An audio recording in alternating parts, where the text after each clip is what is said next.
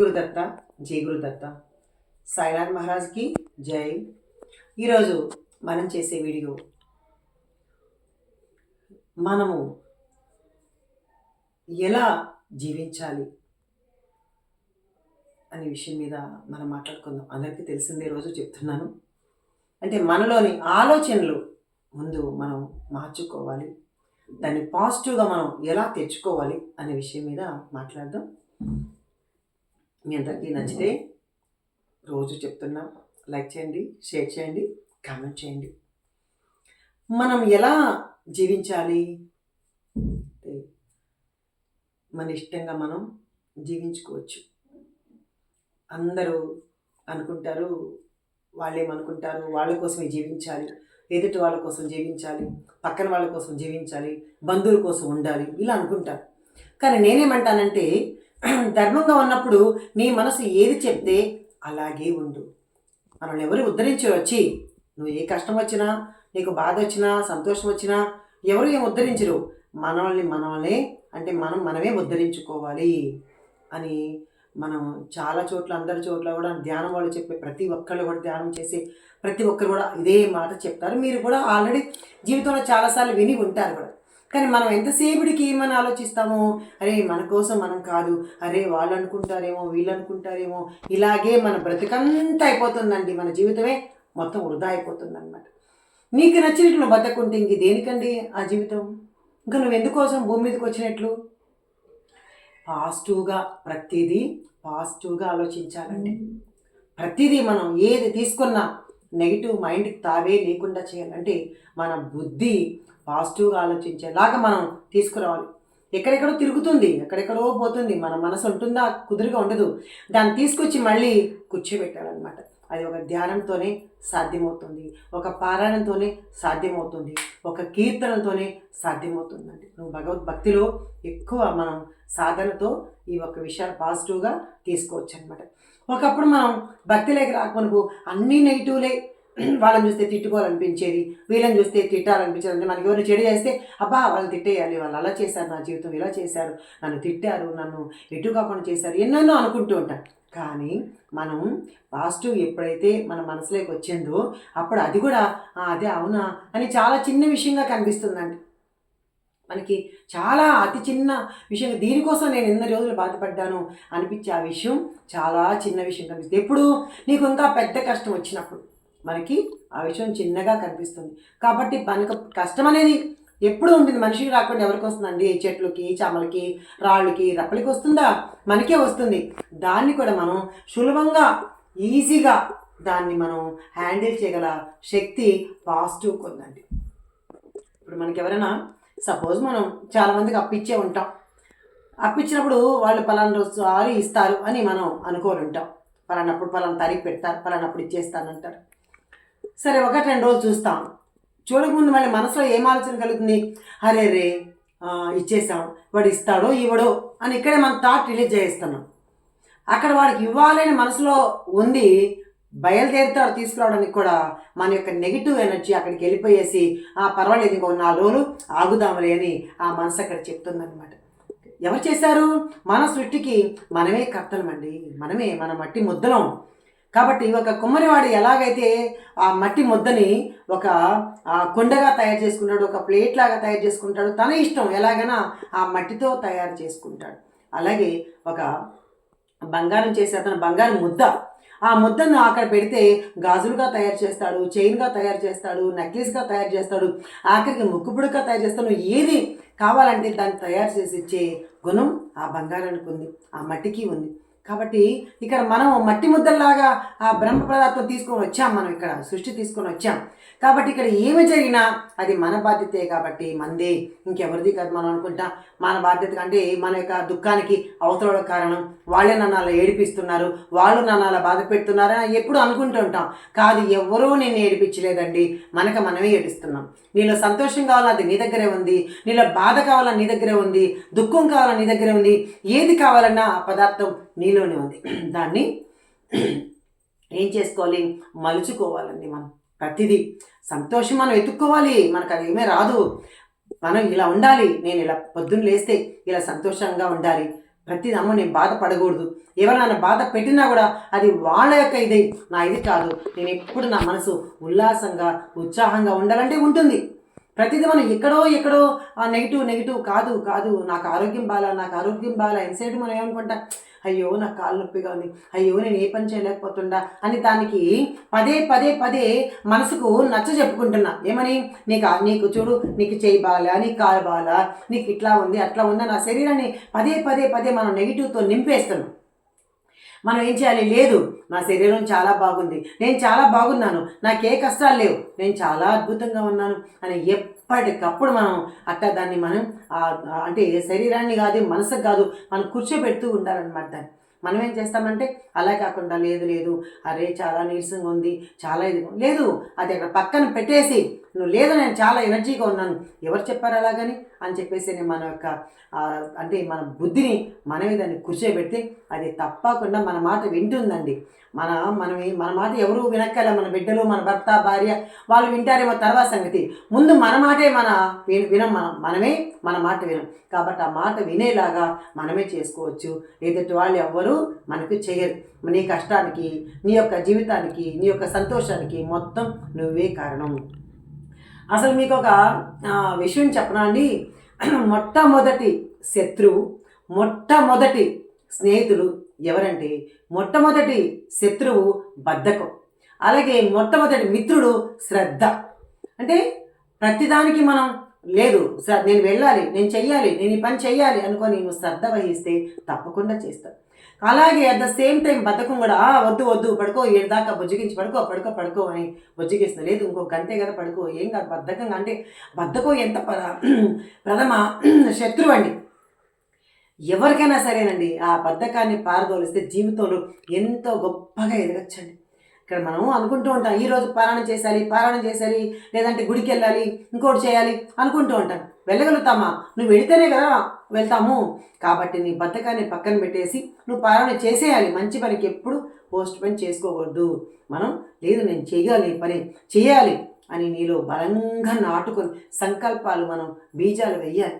కానీ నీ మనసులో ఎప్పుడు నెగిటివ్, నేను చేయలేనేమో, నా బిడ్డకి ఉద్యోగం రాదేమో, నా బిడ్డకి సంబంధం కుదరదేమో, ఎంతసేపుడికి ఏమోతోనే క్వశ్చన్ మార్క్ కలిసిపోతుంది. లేదు నా పిల్లవాడికి ఖచ్చితంగా ఉద్యోగం వస్తుంది అని చెప్పాలండి పాజిటివ్గా. ఎందుకంటే మనం మాట్లాడే ప్రతి మాట కూడా, ప్రతి ఇటుక, మన ఇంట్లో గోడ, ప్రతి గ్లాసు, ప్రతి దిండు, ప్రతి మంచం, ప్రతి దుప్పటి, ప్రతిదీ వింటుందంటండి. మనం ఏదైతే మనం బయటికి ఎక్స్ప్రెస్ చేస్తామో ప్రతి మాట వింటుందంట. కాబట్టి నీలో ఏమి రావాలి? పాజిటివ్. ప్రతిదానికి మనం ఫస్ట్ థ్యాంక్స్ చెప్పడం నేర్చుకోవాలండి. మన దిండుకు థ్యాంక్స్ చెప్పాలి, మన దుప్పటికి థ్యాంక్స్ చెప్పాలి, మనం అన్నం తినే పళ్ళానికి థ్యాంక్స్ చెప్పాలి, మన అన్నానికి థ్యాంక్స్ చెప్పాలి, మనకి ఏమైనా సహాయం చేసే థ్యాంక్స్ చెప్పాలి. మన రోజుకి కనీసం అట్లీస్ట్ ఒక 200 థ్యాంక్స్ చెప్పాలి. మన బయటికి చెప్పకపోయినా, బయటికి థ్యాంక్స్ అని చెప్పక్కర్లే, బయట ఎదుటి మనిషి కంటే చెప్పినా పర్వాలేదు, కానీ లోపల కృతజ్ఞత భావం ఉండాలండి. మనకి కృతజ్ఞత ఉండాలి. అదే థ్యాంక్స్ అంటే ఇంగ్లీషు థ్యాంక్స్, తెలుగులో కృతజ్ఞత ఉండాలి. అంటే కృతజ్ఞత భావం మనకి ఉండాలండి మనకి. కానీ మనకు అలా ఉండదే. మనకి ఎవరు మంచి చేసినా లేదంటే వాళ్ళ మీద అమ్మ చాలా థ్యాంక్స్ అని పొగుడుతూ ఉంటాం. మనం చెడు చేసిన వాళ్ళకి కూడా మనం థ్యాంక్స్ చెప్పాలండి. ఎందుకంటే మనం ఈరోజు వాళ్ళు అలా చేయబట్టే కదా ఈరోజు మనం ఇలా ఉన్నాము అనిపిస్తుందండి. నాకు ఒక ఆయన మీతో పంచుకుంటున్నా, నేను సత్సంగాలు చెప్తాను. అయితే మీకు అందరికి కూడా కొంతమందికి తెలుసు. ఒక ఆయన నన్ను అన్నారు, నెల్లూరులో ఒక ప్రోగ్రాం పెట్టారు వేరే ఒక ఆయన అడిగాడు, పాపం అమ్మ నిర్మలమ్మని పిలుద్దాము ఈ సత్సంగానికి అని ఒక ప్రముఖంగా చెప్పి ఒక సత్సంగ సభ్యుని అడిగారు అనమాట. ఒక ఆయన అడిగితే లేదు ఇదంతా ఫిక్స్ అయిపోయింది అని అన్నారు. అయితే ఆయన అన్నారట, నేను చెప్పే సత్సంగా నిర్మలమ్మకి ఇస్తాను, మరి బాగా చెప్పుద్ది అని పాపం అవతల వ్యక్తి అన్నాడు. నేను రావడం ఇష్టం లేక, లేదు ఆమె చెప్పడానికి వీల్లేదు, నువ్వు చెప్తేనే నీకు ఇస్తాను ఆ సబ్జెక్టు, నేను ఇవ్వను అని చెప్పాను. ఎందుకంటే సత్సంగాలు చెప్పడం కాదండి, ఆచరణలో పెట్టాలి. అందుకే చెప్తాను, సత్సంగాలు అందరూ చెప్పేస్తాం, బుక్స్ చూసి అందరూ చెప్పేస్తాం, ఏదో 4 మాటలు వల్లించి అన్నీ చెప్పేస్తాం. కానీ దాన్ని ఇంప్లిమెంట్ చేయాలి. ఆచరణలో పెట్టినప్పుడే కదా నువ్వు గొప్పదాన్ని అవుతావు. ఎన్ని చదివితే మాత్రం ఏం ప్రయోజనం లేదు కదా. అయితే తర్వాత ఆయన నాకు ఫోన్ చేసి పాపం ఫస్ట్ చెప్తావా అమ్మ అని అడిగాడు. ఇలా నేను చెప్తానని చెప్పాను. పాపం టికెట్ కూడా రిజర్వేషన్ చేసుకున్న తర్వాత 2 రోజులు వాళ్ళిద్దరి మధ్య ఘర్షణ జరిగి అమ్మ ఆయన ఇలా అంటున్నాడు అన్నారు. అయితే సరే పర్వాలేదు, నేను దానికి బాధపడ్డా, అన్నిటికీ ఓకే, ఇంకోటి గొప్పది పెట్టింటాడు భగవంతుడు నాకు అనుకున్నాను. అదే మళ్ళీ నేను 4 రోజుల తర్వాత నా షిరిడీకి నేను వచ్చేసాను అనమాట. నా బాబా దగ్గరికి నేను వచ్చేసిన తర్వాత నేను నెల్లూరులో లేదని, ఏ సత్సంగం లేదని బాధపడ్డాను. అదే నెల్లూరు వాళ్ళతో ఒక 100 మంది ఒక రూమ్లో దిగారు, చిలుకూరుపేట ఆశ్రమంలో దిగారు. దిగిన తర్వాత మా నిర్మలమ్మ ఇక్కడ ఉందని వాళ్ళు తెలుసుకొని వాళ్ళు నన్ను వచ్చి పిలిచి, అమ్మ ఈరోజు మాకు సత్సంగం చెప్పాలమ్మా అని చెప్పేసి ఇంటికి వచ్చి నన్ను తీసుకెళ్ళి అదే నెల్లూరు వాళ్ళకి ఒక 100 మందికి 150 మందికి సత్సంగం చెప్పే పరిస్థితి నాకు స్వామి భగవంతుడు తీసుకొచ్చారు. అంటే ఇక్కడ నేను ఏమంటానంటే, భగవంతుడి కృప, భగవంతుడి అనుగ్రహం మన మీద పరిపూర్ణంగా ఉండాలి. కానీ ఈ మనుషులు మనం ఇదేం చేయగలరండి? అట్లాంటి వాళ్ళ కోసం మనం బాధ పెట్టుకుని కుమిలి ఏడ్చి మన ఆరోగ్యాన్ని పాడు చేసుకుంటామా? ఏమక్కర్లే. నీకు భగవంతుడు తీసుకెళ్లాలంటే ఉన్నత స్థితికి తీసుకెళ్తాడు. నీ యొక్క భక్తిని, నీ యొక్క నిజంగా అంత గొప్పదానమైతే నీ కీర్తిని విస్తరింపేలా చేయాలని చూస్తాడు భగవంతుడు. మరి ఇలాంటివన్నీ మనం పెట్టుకొని తుచ్చమైన ఎవరో అన్న మాటలకు, లేదంటే ఏదేదో దాని గురించి ఏడ్చుకుంటా మన జీవితాన్ని వృధా చేసుకోవడం ఎంతవరకు కరెక్ట్ అండి? కాదు కదా. ఎవరేమన్నా పూర్వజన్మ దానికి కూడా అనుకోవాలి, ఓ పూర్వజన్మలో మనం వాళ్ళని ఏమన్నా అన్నామేమో కాబట్టి ఈ జన్మలో నేను వాళ్ళని ఇలా అన్నారేమో అనుకోని అన్నిటికీ పాజిటివ్ అండి.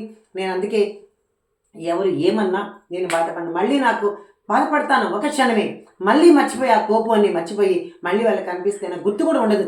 ఓ వాళ్ళు అన్నారా అని మళ్ళీ పక్కన వాళ్ళు అమ్మ నేను అలా అన్నారంటే అవునా అని అప్పుడే గుర్తు వస్తుంది. కానీ నాకు అసలు వాళ్ళు అన్నారనే విషయం కూడా గుర్తురాదు. అంటే మనం ఎవరు ఏమన్నా సరే మనం మర్చిపోవాలి. దాన్ని పదే తెలుసుకొని కక్ష తీర్చుకొని మళ్ళీ మరుజన్మలో కూడా నువ్వు దాన్ని మోస్తూనే ఉంటావు, ట్రాన్స్ఫర్ చేస్తూనే ఉంటావు అనమాట కర్మని. కాబట్టి ఎప్పటికప్పుడు మనం మర్చిపోయి ఎప్పటికప్పుడు మనం సంతోషంగా ఉండడానికి మనం ప్రయత్నించాలంటే దీనికి ఏం చేయాలి? ఒక పాజిటివ్ తీసుకోవాలి. బాబా ఏం చేశారు చెప్పండి? బాబా దగ్గరికి రాలేదు ఎంతమంది? ఆయన రాళ్ళతో కొట్టారు, ఎన్ని చేశారండి? ఆయన తరిమేయాలని చూశారు, ఇక్కడికి పంపించేయాలని చూశారు, ఎన్నో చేశారు. మనకు తెలియవు అవన్నీ. చాలా మనకు సత్యత దొరికింది 5% మాత్రమే. అంటే బాబా శరీరం వదలక ముందు ఒక 10 సంవత్సరాల ముందే ఉన్న హేమాద్రి పంతు రాశాడు. 1910లో వచ్చాడు హేమాద్రి పంతు. కానీ అంతకు ముందు బాబా చేసిన లీలను మనకు అందలేదు కదా, తెలియదు కదా. కాబట్టి ఆయన ఎన్ని కష్టాలు పడి ఉంటాడు. ఇక్కడికి వచ్చినప్పుడు ఒక పిచ్చి పక్కీరుగా వస్తే మరి డబ్బులు లేవు, ఒక వస్త్రం లేదు, ఒక గృహం లేదు, ఏమీ లేదు. మరి బాబా ఎలా ఈరోజు రాజాతి రాజు దేవుడు అయ్యాడు అంటే ఆయన అంత గొప్పగా అంటే ఆచరణ పెట్టాడు. ఎవరేమన్నా నన్ను కాదలే అనుకున్నాడు. అప్పుడు వాళ్ళని కూడా అల్లా అచ్చా కరేగా, అల్లా నేను బాగా చూస్తాడు అన్నాడు తప్ప ద్వేషించే వాళ్ళు కూడా ఎప్పుడు భగవంతుడు వాళ్ళ మీద కక్ష తీర్చుకోలేదండి. కాబట్టి మనం కూడా భగవంతుడు లాగా అవ్వాలండి. మనం ఏం చేయాలి? ఎదుటి వాళ్ళు ఎప్పుడు మనం తిట్టడం కానీ లేదంటే వాళ్ళు విమర్శించడం కానీ, మనకు ద్రోహం చేసినా సరే అంత బాబా చూసుకుంటాడు, భగవంతుడు చూసుకుంటాడని మనం ఒక చిన్న ఇది వదిలేయాలండి. నిజంగా అంటే అంత శ్రమించాలి, అంత కష్టపడాలి మనం. అప్పుడే మన జీవితం హాయిగా సాఫీగా జరుగుతుంది. కానీ ఎప్పుడు ఎదుటోళ్ళ కోసం పక్కన వాళ్ళ కోసం నువ్వు బతకద్దు. మన కోసం మనం ఎప్పుడూ పాజిటివ్గా, మనలో ముందు తప్పు లేకుండా ఉండాలి, మనం ధర్మంగా ఉండాలి. నీ మనసే నీకు చెప్తుంది, నువ్వు తప్పు చేసినా రైట్ చేసినా అది మన మనసే చెప్తుంది, ఎదుటి వాళ్ళు చెప్పడే కాదు. నువ్వు మంచిదానివి కాదు అంటే వాళ్ళు చెప్తే మన మంచి వాళ్ళు కాదు. నీ మనసు చెప్తావు, నువ్వు మంచిదానివా, నువ్వు చెడు చేసినావా, ఎవరికి నువ్వు ద్రోహం చేసినావా అని నీ మనసే నీకు సాక్షి. కాబట్టి మన మనస్సాక్షిని మించింది ఏదీ లేదండి. మన మనస్సాక్షి ఎలా చెప్తే అలా విని మనమంతా పాజిటివ్గా ఉండాలని, మన యొక్క జీవితాన్ని మన చేతులతోనే మనమే మలుచుకోవాలని, ఒక రాతిని కదా ఎలాగైతే రాసి ఒక శిల్పంలాగా తయారు చేస్తారో ఒక శిల్పి. చూడండి, మీకు ఒక చిన్న ఎగ్జాంపుల్ ఏంటంటే, ఒక పెద్ద కొండరాలను తీసుకొచ్చి గుడి ముందు పడేశారు. ఒక రాయినేమో ఒక శిల్పి అక్కడ వేశాడు, ఎక్కడ మన గుడి ముందు వేశాడు. దానితో అంటే ఒక స్టెప్ లాగా మెట్టులాగా పెట్టాడు. ఒక రాయినేమో చక్కగా అట్లా బాగా కొట్టి సుమెటి పళ్ళతో కొట్టి దాన్ని ఒక శిల్పంగా తయారు చేశారనమాట. ఆ శిల్పంగా తయారు చేసింది లోపల గర్భగుడిలో దేవుడిగా పెట్టారనమాట. అప్పుడు ఒకరోజు బయట ఉన్న ఆ రాయి అడిగింది, ఏంటి రాయి, మన ఇద్దరం ఒకటేసారి వచ్చాము, ఒకేసారి ఇక్కడికి వచ్చాము, ఒకేసారి పడేశారు, నిన్ను మాత్రం అలా దేవుడిలో గదిలో అంటే అక్కడ ఉండి అంతరాలయం దర్శనం అందుకొని రోజు చక్కగా నీ మొక్కుతున్నారు, మరి నన్నేమో ఇలా తొక్కుతున్నారు, ఎక్కడిది దారుణం అని దానికి ఆ యొక్క బయట ఉన్న రాయికి జ్ఞానోదయం అయ్యి అడిగితే అప్పుడు దేవుడి విగ్రహంలో నా రాయి చెప్పిందంట, అరే పిచ్చి, నన్ను ఒకలాగే తీసుకొచ్చి పడేశారు కరెక్టే, కానీ నువ్వు ఎటువంటి బాధలకు ఎటువంటి శ్రమలకు నువ్వు ఓరులే, చక్కగా అక్కడే ఉన్నావు. కానీ నేను కొట్టిన ప్రతిసారి ఎంత బాధను అనుభవించానో నీకు తెలుసా? అంటే కొన్ని వేల సార్లు లక్షల సార్లు కొడితేనే కదా ఆ శిల్పంగా తయారైనాను. కాబట్టి కష్టపడిన వాడు ఎప్పుడు సుఖపడతాడు. అందుకే ఈరోజు నేను ఇన్ని పూజలు అందుకుంటున్నాను, ఇంతమంది నాకు ధూప దీప నైవేద్యాలతో మొక్కుతున్నారు అని చెప్పిందంట. ఓ నిజమే కదా. అందుకని మనం కూడా ఏం చేయాలంటే బయట ఉన్న రాయిలాగా కాదు, దేవుడి గుడిలో ఉన్న ఆ రాయి, అదే రాయి దానికి ప్రాణప్రతిష్ఠ చేశారు, దేవుడిని పేరు పెట్టారు, నిజంగా కోరికలు తీరుతున్నాయి. అంత సమ్మిడి పోట్లు తింటేనే కదా. కాబట్టి మనమందరినీ కూడా ఎవరన్నా ఏమన్నా అన్నా లేకుంటే బాధ పెట్టినా అది వాళ్ళ ప్రాబ్లం, మన ప్రాబ్లం కానే కాదు. కాబట్టి ఎప్పుడు మనం అందరం హాయిగా ఉన్నాం, మనం ఎవరి మాట మనం పట్టించుకోకుండా మన మనసుకి శాంతి చెప్పుకోవాలి. ఎందుకంటే లేదనుకో మనం దాని మూలనే కృంగిపోతామండి. ఎవరైనా ఏమైనా అన్నారనుకో ఆ మాటలే పదే పదే పదే తలుసుకొని అనారోగ్యం తెచ్చుకుంటాం. అనారోగ్యం తెచ్చుకుని షుగరు, బీపీలు, ఇంకొకరు ఏదైనా ఎందుకు రిలీజ్ అవుతాయి మన బాడీలో అనుకుంటున్నారు? ఏ జబ్బు రిలీజ్ అయినా మన ఆలోచన మూలనే రిలీజ్ అవుతాయండి. కొంతమంది 90 ఏళ్ళు వచ్చింటే వాళ్ళకి షుగర్ ఉండదు, బీపీ ఉండదు, ఏమి ఉండదు. ఎందుకు? వాళ్ళ మనసు అంత శాంతిగా ఉంచుకుంటారు. కానీ మనము చిన్నప్పటి నుంచి టెన్షన్స్, చదువులో టెన్షను, పెళ్ళిళ్ళలో టెన్షను, ఇంటికి వచ్చే టెన్షను, అందరి దగ్గర టెన్షన్ పడి పడి పడి చిన్న వయసులోని షుగర్లు, చిన్న వయసులోని బీపీలు, చిన్న వయసులోని క్యాన్సర్లు ఇలా ఎందుకు తయారవుతానంటే మన బాడీలో ఆర్గాన్స్ రిలీజ్ చేస్తాయి. కాబట్టి మనం ఎప్పుడు వీటిని పక్కన పెట్టేసి మన ఆరోగ్యం మనం చూసుకోవాలండి. మనం దిగులు పడి అలా కృషించకపోతే ఎవరు చూస్తారు మన వాళ్ళని? కాబట్టి ఎవరేమన్నా డోంట్ కేర్. అందుకే చెప్పారు, నవ్వుతూ బతకాలిరా తమ్ముడు, నవ్వుతూ చావాలిరా అని మహాకవి రాసి ఊరికే రాశారా?